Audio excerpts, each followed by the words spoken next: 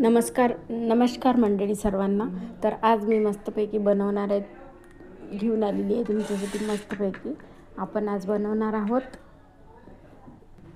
मस्त गूळ आंबा. आणि त्याच्यासाठी मी घेतलेले आहे 2 किलो कैऱ्या घेतलेल्या आहेत. मस्त स्वच्छ धुवून त्याचे सालं काढून मस्तपैकी खिसून घेतलेले आहेत आणि त्याच्यामधून पाणी वेगळं केलेलं आहे. आणि मस्तपैकी बघू शकता,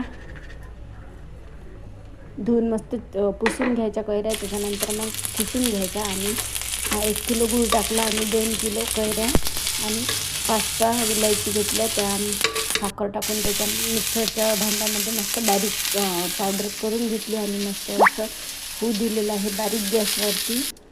आणि सोबतच वडे करायची तयारी चालू होती. मूग वडे करायचे होते आणि वडे पण करायचे होते. बरेच दिवसापासून वडे बनवलेले नव्हते, तर ते पण तयारी सोबत चालू होती. आणि मुलांना तर सर्दी आहे, त्याच्यामुळे मग मी आज हे बनवायला घेतलं होतं. मूग वडे जर खाल्ले तर मस्तपैकी तोंडाला चव येते. काल मी कढी बनवली होती. बघू शकता आपला साखर आंबा पण तयार झालेला, आपला गूळ आंबा पण तयार झालेला आहे. असा बनवत असते मी गूळ आंबा. आणि तुम्ही कसा बनवता ते कमेंट्समध्ये मला नक्कीच सांगा. तर भेटूया पुढील व्हिडिओमध्ये. बाय. श्री स्वामी.